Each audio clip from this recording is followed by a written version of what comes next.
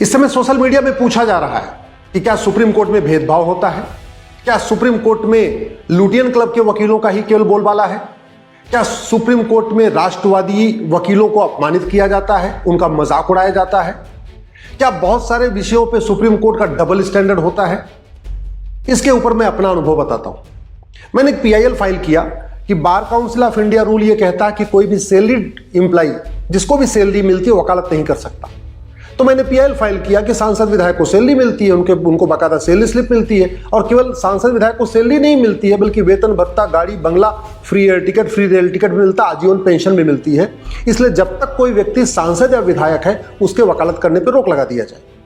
उस समय supreme court में जस्टिस दीपक मिश्रा CJI हुआ करते थे, उनके साथ जस्टिस चंचूड़, जस्टिस खानविलकर बैठते थे। इन 3 जजों के बेंच के सामने मेरी PIL आई, नोटिस तो किया, लेकिन 4 सप्ताह के बाद दोबारा डेट लगाया तो काउंटर का भी इंतजार नहीं किया और जजमेंट रिजर्व कर लिया। मैं कहता रह गया कि साहब काउंटर तो आने दीजिए, मैं उसका रिजॉइंडर दूंगा, इस पे पूरी बहस तो करने दीजिए। बोला नहीं, बहस की जरूरत नहीं है, रिटर्न सबमिशन दे दीजिए, और बाकायदा 40 पेज का जजमेंट पास कर दिया। रिपोर्टेबल जजमेंट है, और सांसदों और विधायकों के वकालत पे रोक लगाने से इनकार कर दिया।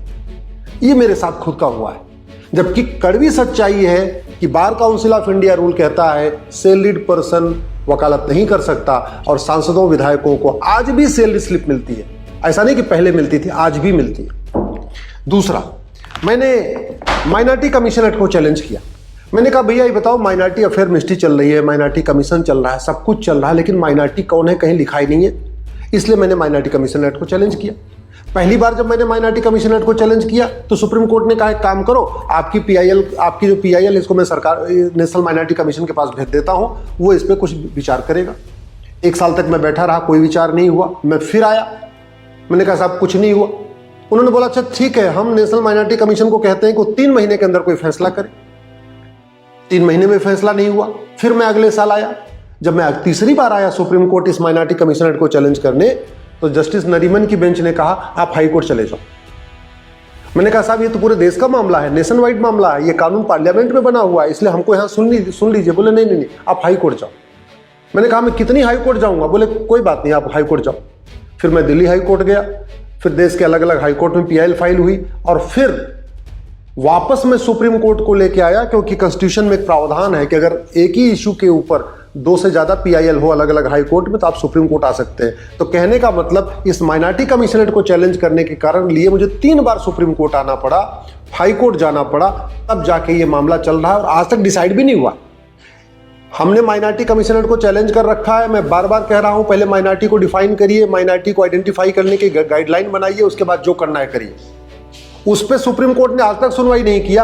अलीगढ़ मुस्लिम यूनिवर्सिटी के लिए बाकायदा संविधान पीठ बना के अलीगढ़ मुस्लिम यूनिवर्सिटी को माइनॉरिटी का दर्जा दे दिया, और माइनॉरिटी का दर्जा जब दिया उस मैटर में मैं बार बार कहता रहा पहले माइनॉरिटी को डिफाइन करिए, लेकिन नहीं, माइनॉरिटी को डिफाइन नहीं करना। ये हुआ है सुप्रीम कोर्ट में। अब आप इसको डबल स्टैंडर्ड मान लीजिए, या सुप्रीम कोर्ट के कुछ जज डरते हैं, या सुप्रीम कोर्ट के कुछ जज आइडियोलॉजिकली कुछ और सोचते हैं, मुझे नहीं पता, ये आपका निर्णय है। जो फैक्ट है वो मैं आपके सामने रख रहा हूं। मैंने वक्फ एक्ट को चैलेंज किया, 1995 का वक्फ एक्ट, और उस समय जब मैंने चैलेंज किया था उस समय भारत में वक्फ बोर्ड ने 20 लाख एकड़ जमीन पर कब्जा किया था। आज की डेट में तो 40 लाख एकड़ जमीन पर वक्फ बोर्ड का कब्जा हो गया। यानी अगर हमारी PIL की सुनवाई उसी समय हो गई होती और वक्फ बोर्ड के ऊपर फैसला आ चुका होता वक्फ एक्ट के ऊपर, तो कम से कम 20 लाख एकड़ जो फालतू जमीन कब्जा हो गई वो शायद बच जाती। लेकिन मैंने सुप्रीम कोर्ट ने कहा आप हाई कोर्ट जाओ। मैंने कहा साहब ये पार्लियामेंट का कानून है, लेकिन नहीं, हाई कोर्ट जाओ। मैं हाई कोर्ट गया, फिर देश के अलग अलग हाई कोर्ट में 150 PIL फाइल हुई। उसके बाद फिर वापस मैं उसको सुप्रीम कोर्ट लाने की कोशिश किया, बोले नहीं, हाई कोर्ट में चलने दो। जबकि कड़वी सच्चाई है, अभी जो सरकार ने 2025 में वक्फ एक्ट बनाया उसके खिलाफ 1 दर्जन PIL आई, तो सुप्रीम कोर्ट PIL फाइल हुई, तो सुप्रीम कोर्ट ने बाकायदा सुनवाई किया, एक्ट के ऊपर स्टे भी किया। स्टे करने के बाद कुछ एक प्रावधानों पे स्टे हटाया, कुछ एक प्रावधानों पे स्टे जारी रखा। ये कड़वी सच्चाई है। अब आप तय कर लीजिए कि क्या हमारे साथ भेदभाव हुआ, क्या मुझे अपमानित किया गया, क्या मेरा मजाक उड़ाया गया, या सुप्रीम कोर्ट डबल स्टैंडर्ड करता है, कुछ जज डबल स्टैंडर्ड रखते हैं। ये निर्णय आप करिए। मैंने आपको फैक्ट बता दिया कि मेरी PIL आज भी दिल्ली हाई कोर्ट में चल रही है। मैंने ट्रांसफर पिटीशन फाइल किया तो मेरी PIL को ट्रांसफर भी नहीं करने दिया, और आज भी पूरे देश भर में लगभग 150 PIL वक्फ एक्ट से संबंधित पड़ी हुई हैं। वहीं दूसरी तरफ 2025 वाले कानून को चैलेंज करने वाली 1 दर्जन से ज्यादा याचिकाओं पे सुप्रीम कोर्ट में सुनवाई हुई है। सुनवाई के दौरान मैंने कहा था साहब जो पूरे देश भर में 150 पिटीशन है उनको वापस वहीं यहीं बुला लीजिए, तो भी मना कर दिया। और ये काम जस्टिस गवई साहब ने किया था, ये कोई किसी और नहीं, क्योंकि PIL जनरली CJI के पास ही जाती है।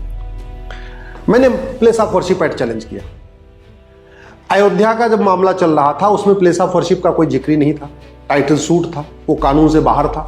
लेकिन जबरदस्ती अयोध्या के जजमेंट में 4-5 para place of worship act पे लिखा गया। चलो ठीक है, फैसला आ गया, मैंने प्लेस ऑफ वर्शिप एक्ट को चैलेंज कर दिया। चैलेंज करने के बाद आज 5 साल बीत चुके हैं, 2020 में चैलेंज किया था। आज तक कभी 5 जजों की बेंच बना के उस पर सुनवाई नहीं हुई, उसका फाइनल हियरिंग नहीं हुई। नतीजा ये है कि निचली अदालतों में बहुत सारे स्थानों पे जजेस जो है वो कंफ्यूज हैं कि ये प्लेस ऑफ वर्शिप एक्ट लागू होगा कि नहीं लागू होगा। ऐसे बहुत सारी जगह कंफ्यूजन बना हुआ है। ये प्लेस ऑफ वर्शिप एक्ट केवल और केवल बाबर, हुमायूं, तुगलक, गजनी, गोरी के इलीगल काम को लीगलाइज करने के लिए हुआ था। ये हुआ था जिससे हम उनके द्वारा तोड़े गए मंदिरों को वापस न ले सके। और ये सुप्रीम कोर्ट भी जानता है कि ये बाबर के, औरंगजेब के काम को जो इलीगल काम था उसको लीगलाइज करने के लिए बना है। लेकिन नहीं, बाकी और मामलों में 3 जजों की बेंच बनी, 5 जजों की बेंच बनी, 7 जजों की बेंच बनी। प्लेस ऑफ वर्शिप एक्ट के मामले में आज तक 5 जजों की बेंच नहीं बनी। तो फैसला आप करिए कि क्या भेदभाव होता है, क्या राष्ट्रवादियों को अपमानित किया जाता है, क्या यहाँ पे लुटियन क्लब के वकीलों का ही बोलबाला है, केवल उन्हीं की सुनी जाती है, ये फैसला आप करिए।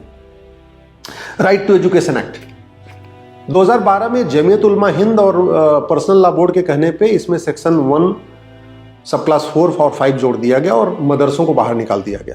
मैंने इसको चैलेंज किया।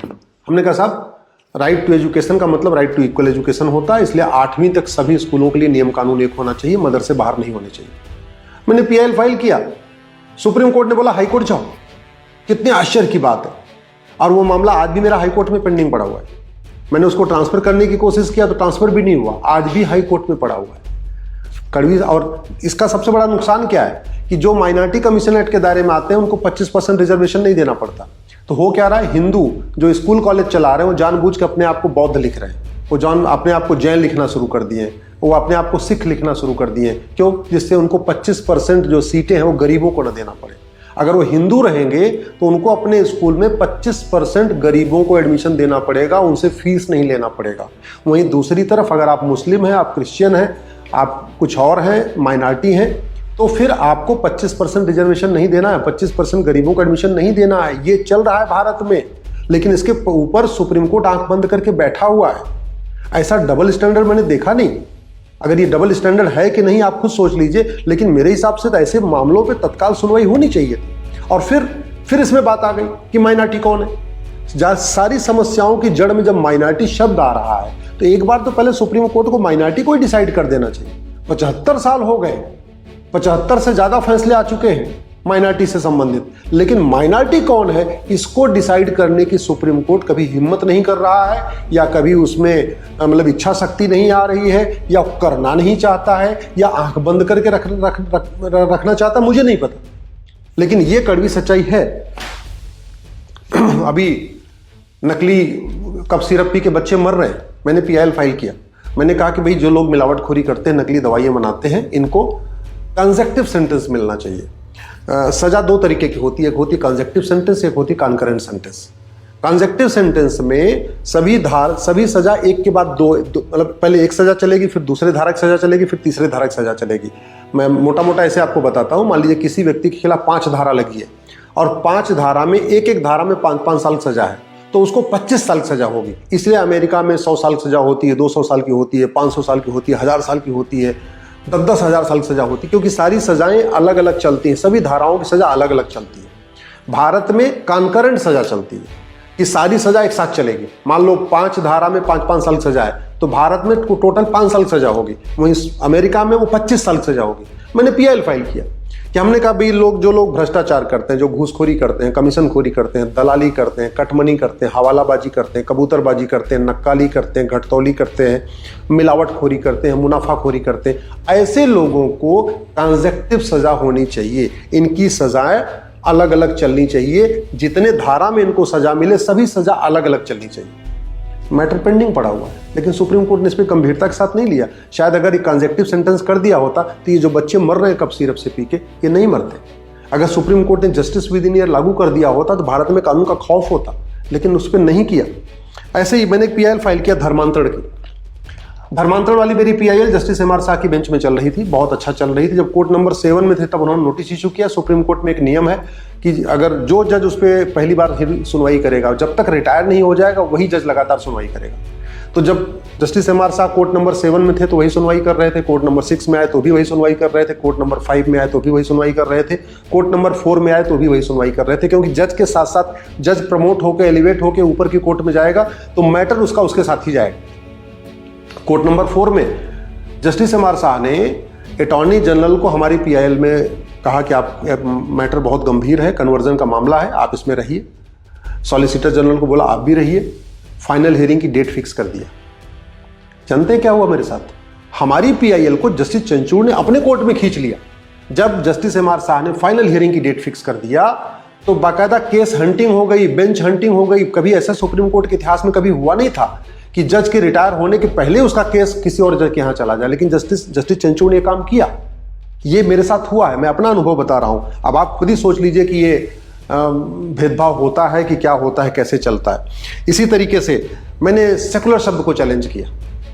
मैंने कहा भाई जब इमरजेंसी गलत है तो इमरजेंसी के द्वारा किया गया कार्य भी गलत है। बहुत सारे उसमें मैंने आर्गुमेंट रखे थे। मैंने यहाँ तक कहा था कि मार्च 76 में लोकसभा का टेन्योर पूरा हो गया, सेकुलर शब्द नवंबर 76 में जोड़ा गया लोकसभा खत्म होने के बाद। तो ऐसे कंडीशन में ये पूरा जो सेकुलर शब्द जोड़ा गया ये प्रोसेस ही गलत है। मैं सेकुलर शब्द के खिलाफ नहीं हूँ, मैं सेकुलरिज्म के खिलाफ नहीं हूँ, लेकिन जिस तरीके से प्रियम्बल में जोड़ा गया ये गलत है। और उसके खिलाफ उस पर बड़ी करीब 20 और भी आर्ग्यूमेंट है। मैं अगर बताऊंगा तो बहुत लंबा टाइम हो जाएगा, अलग से मैंने उस पर चर्चा किया। मैटर को रिजर्व रखा, सालों तक रिजर्व कोर्ट में रखा, नोटिस जारी नहीं किया, सरकार की ओपिनियन भी नहीं लिया कि भाई सरकार क्या चाहती है, कि ठीक है कि गलत है। जबकि लोकसभा में इमरजेंसी के खिलाफ प्रस्ताव भी पारित हो गया था कि भाई इमरजेंसी गलत है। इमरजेंसी गलत है तो इमरजेंसी के द्वारा किया गया संविधान संशोधन भी गलत है। लेकिन नहीं, 50 पन्ने का जजमेंट पास कर दिया और दाएं बाएं लिखते लिखते उसको जस्टिफाई कर दिया कि नहीं अब तो 50 साल बीत चुके हैं, अब क्या होगा, अब कोई मतलब नहीं इस पर सुनवाई करने का। ऐसे दूसरा और उदाहरण देता हूं। कश्मीर में नरसंहार हुआ, PIL फाइल हुई कि भाई SIT की जांच होनी चाहिए। बोले अब इतना लंबा हो गया, अब क्या जरूरत है, अब तो छोड़। हालांकि उसके बाद कश्मीर में नरसंहार 1990 में हुआ था, सिखों का नरसंहार 1984 में हुआ था। कश्मीर में नरसंहार जो हुआ उसकी जो PIL फाइल हुई सुप्रीम कोर्ट ने रिजेक्ट किया। उसके बाद सिखों के नरसंहार की PIL फाइल हुई SIT करने की, सुप्रीम कोर्ट ने SIT का आदेश दिया। ये हुआ है, मैं स्वागत करता हूं कि 84 में सिखों का नरसंहार हुआ, उस पर SIT बनी। लेकिन 1990 में जो हिंदुओं का नरसंहार हुआ उस पर सुप्रीम कोर्ट ने अपने हाथ क्यों खड़े कर दिए? ये चीजें हैं जो कहीं न कहीं सवाल खड़ा करती हैं। मैंने PIL फाइल किया कि मंदिरों को कंट्रोल किया जाए। मंदिर जो सरकार के हाथ में मंदिर कंट्रोल में है वो सरकार के कंट्रोल से बाहर होने चाहिए। सुप्रीम कोर्ट ने कहा नहीं आप हाई कोर्ट जाओ। पहले तो बोला इससे आपका क्या काम है, जो लोग अफेक्टेड। अरे साहब हमने कहा अफेक्टेड है, हमने कहा कोई एक भी मस्जिद सरकार के कंट्रोल में नहीं, एक भी चर्च सरकार के कंट्रोल में नहीं, लाखों मंदिर सरकार के कंट्रोल में है। तो इस कानून को मैंने चुनौती दी। सुप्रीम कोर्ट ने हाई कोर्ट जाओ। मतलब ये हो रहा है। अब आप खुद सोच लीजिए कि भेदभाव हो रहा है कि नहीं हो रहा है। ऐसे ही हेट स्पीच, मैंने PIL फाइल किया, अब जी हेट स्पीच को डिफाइन कर दो। भारत में खूब हेट स्पीच की बात होती है, हेट स्पीच। सच्चाई है कि किसी कानून में हेट स्पीच लिखा ही नहीं है। हेट स्पीच क्या होता कहीं डिफाइन नहीं। तो मैंने PIL फाइल किया कि हमने कहा काम करो पहले आप हेट स्पीच को डिफाइन कर दो, जिससे जो सिलेक्टिव अप्रोच है खत्म हो जाएगी। वो PIL आज तक पेंडिंग हुए। सुप्रीम कोर्ट ने आज तक हेट स्पीच को डिफाइन करने के बारे में अपना कोई प्रयास नहीं किया। नूपुर शर्मा ने कुछ कह दिया तो सुप्रीम कोर्ट ने कहा अरे आप तो देश को उबालना चाहती हैं, आप तो ये करना चाहती हैं, वो करना चाहती हैं। ब्रह्मा विष्णु महेश के बारे में आए दिन सार्वजनिक टिप्पणियां की जाती हैं। भगवान राम कृष्ण परशुराम के बारे में आए दिन सार्वजनिक टिप्पणी की जाती है। हमारे वेद के बारे में, उपनिषद के बारे में, हमारे रामायण के बारे में, हमें गीता के बारे में आए दिन सार्वजनिक टिप्पणियां की जाती हैं। आए दिन मनुस्मृति को जलाया जाता है। दुनिया भर की गलत व्याख्या कर करके लोग बोलते रहते हैं, वो फ्रीडम ऑफ स्पीच होता है, उस पर कोई चिंता नहीं। एक आदमी कह रहा था सनातन डेंगू है, मलेरिया है, वो भी ठीक है। एक आदमी बोला 15 मिनट के लिए पुलिस हटा लो, हिंदुस्तान से हिंदुओं खत्म कर दूंगा, वो भी विधायक बन के बैठा हुआ है। जलीकट्टू में सुप्रीम कोर्ट का मानना है कि नहीं ये तो जानवरों पर हिंसा है। लेकिन बकरीद में जहां गला रेत रेत के काटा जाता है, सुप्रीम कोर्ट को लगता नहीं ये तो हिंसा नहीं, ये तो फ्रीडम ऑफ रिलीजन है। इसी तरीके से दही हांडी में लोगों को लगता है नहीं है, लोगों के जीवन को खतरा है। वहीं दूसरी तरफ मुहर्रम में लोग छाती पीटते रहते हैं, खूब खून खराबा, खून भी निकलता रहता है। सुप्रीम कोर्ट को लगता नहीं है तो फ्रीडम ऑफ रिलीजन है। ऐसे ही सबरीमाला के में महिलाएं जानी चाहिए। सुप्रीम कोर्ट ने कभी पूछने की हिम्मत नहीं किया कि भारत में ऐसी कितनी दरगाहें हैं जहां महिलाओं की इजाजत नहीं है, भारत में इतने कितने चर्च हैं जहां महिलाओं की इजाजत नहीं है जाने की। कहीं ना कहीं जाने अनजाने मुझे भी कुछ भेदभाव दिखाई पड़ता है। कहीं न कहीं जाने अनजाने कुछ जज लुटियन क्लब के वकीलों के दबाव में रहते हैं, ऐसा मुझे भी लगता है, क्योंकि उनके बिहेवियर से लगता है। और जहाँ तक मेरे साथ है, मेरा तो बहुत मजाक उड़ाया गया, मुझे बहुत अपमानित किया गया। शायद मैंने पेशेंस नहीं खोया, अगर मैंने पेशेंस खोया होता शायद आज भी मैं सुप्रीम कोर्ट में वकालत नहीं करता, लेकिन मैं अपना कहते नहीं अपमान के घूंट पीता रहा। लोगों की मजाक मैं देख रहा था, मेरी मजाक उड़ा रहे हैं, फिर भी मैं उनको चुपचाप बर्दाश्त करता रहा। कई बार मुझे लग रहा था कि सुप्रीम कोर्ट मेरे साथ दोहरा बर्ताव कर रहा है, सौतेला व्यवहार कर रहा है, मुझे सुनने का टाइम नहीं दे रहा है, वही दूसरी तरफ की पार्टी को सुनने का टाइम दे रहा है। लुटियन क्लब के वकीलों को 2-2 घंटे का टाइम देता है, मुझे 20 मिनट का टाइम भी नहीं दे रहा है। ये हुआ है मेरे साथ। मैंने एक PL फाइल की, भाई भारत में गुलामी के नाम हटाए जाए। वो जज साहब जस्टिस जोसेफ थे, तो बोले आप तो देश को उबालना चाहते हैं। हमने कहा साहब मैं बाबर हुमायूं तुगलक गजनी गोरी के नाम हटाने की बात कर रहा हूँ, इस सब देश से क्या लेना देना। नहीं बोले आप तो मुसलमानों के ये तो मुस्लिम विरोधी हो गया। हमने कहा बाबर हुमायूं तुगलक गजनी गोरी का मुसलमानों से क्या लेना देना। यहाँ तो जो हिंदू थे उन्हीं को बाबर हुमायूं तुगलक गजनी गोरी ने मुसलमान बना दिया। कायदे से यहाँ के जो मुसलमान हैं उनके भी वो विरोधी हैं, क्योंकि उन्होंने मार के और तलवार के दम पे कन्वर्ट कराया। तो ऐसे बहुत सारे विषय हैं जहाँ पे कहीं न कहीं लगता है कि सुप्रीम कोर्ट कहीं न कहीं दोहरा रवैया अपना लेता है। SIR के मामले की बात मैं कर रहा हूँ। SIR मेरी PIL है, पूरे देश भर में SIR होनी चाहिए, और करीब 1 दर्जन से ज़्यादा है कि नहीं SIR नहीं होना चाहिए। उनको जितना टाइम मिलता है हमको टाइम नहीं मिलता, ये कड़वी सच्चाई है। जितना उनको टाइम मिलता है तो या तो उनसे परेशान डरते हैं, या उनका ऑरा इतना तगड़ा है कि वो भूतपूर्व कानून मंत्री हैं, भूतपूर्व गृह मंत्री हैं, भूतपूर्व वित्त मंत्री हैं, भूतपूर्व विदेश मंत्री हैं, भूतपूर्व शिक्षा मंत्री हैं, या कहीं के सांसद हैं, कहीं के विधायक हैं।